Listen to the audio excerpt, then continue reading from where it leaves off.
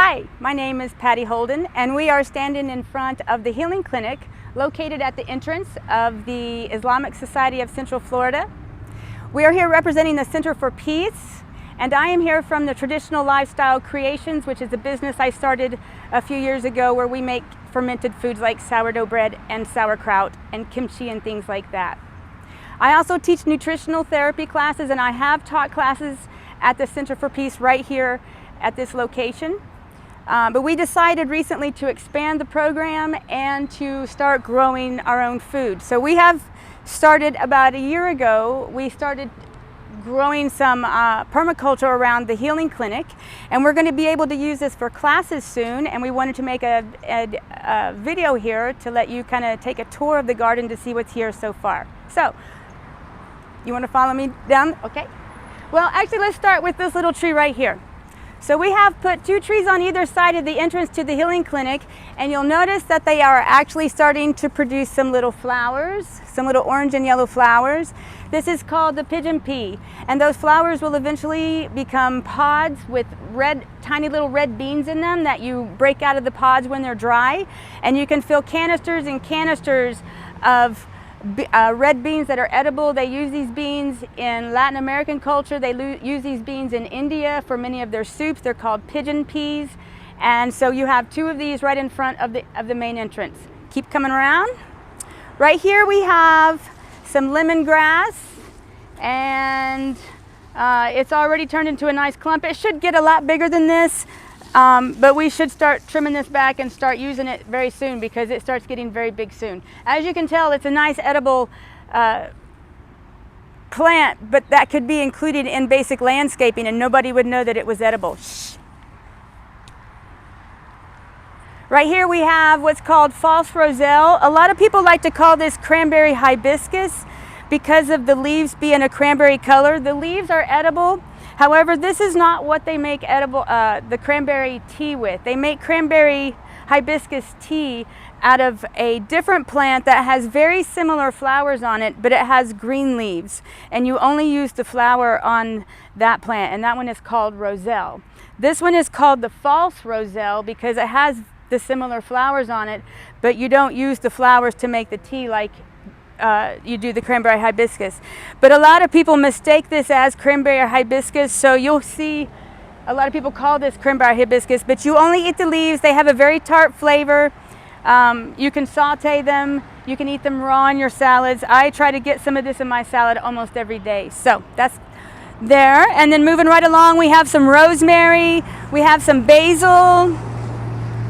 We have right here what's called Okinawa Spinach, and that is a real edible green that can replace spinach recipes. In fact, tonight I'm going to try to make a little sourdough pizza that has Okinawa spinach on it instead of regular spinach. This will turn into a nice big bush with endless amounts of green spinach on there. Again, it's called Okinawa spinach. Right here we have ginger, and it is starting to die back for the fall. This is only the first year, so I'm going to leave it alone and wait until next year. You want to wait 2 years for ginger to be mature enough to harvest. But sometime about this time next year, we could start digging this out, and you'll have probably 20 pounds of ginger under the ground here in a year from now. And in the summer and in the spring and the fall, it just looks like a nice greenery that you could also use in your landscaping and nobody would know. Another pigeon pea tree. All right, and so in the back you can see we have 2 very nice, beautiful papaya trees, and they're both loaded with papayas. I think those were 2 trees that were planted very close together, so they ended up going out at an angle, which makes them look kind of cool. So you can eat papayas green and ripe, and because they take such a small amount of space at the bottom, they're a really good plant to include in a small backyard permaculture garden. The idea here is that you're actually creating a forest of food. Everything that you see right here in this garden is edible. Moving right along, there's 2 pineapple plants. Those should make pineapples next year. Right here we have a green called Katuk, K-A-T-U-K. Some people say Katuk. You can eat the leaves. This is another replacement for spinach. It actually has more nutrition in it than spinach does. It has more protein in it. I try to put the cranberry hibiscus leaves and the K-tuck leaves in my salads every day. This is called wild basil. It's also called Tulsi basil. You've heard of Tulsi tea? This is what they make Tulsi tea out of.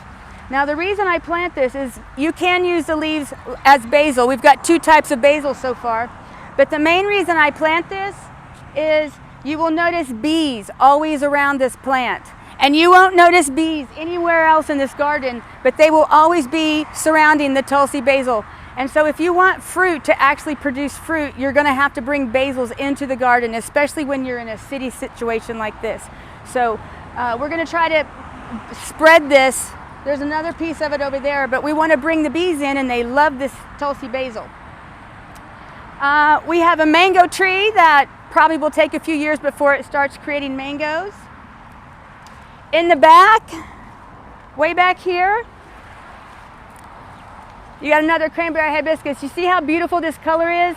This will actually die back in the wintertime to the ground and come back as baby plants every spring. This is mulberry.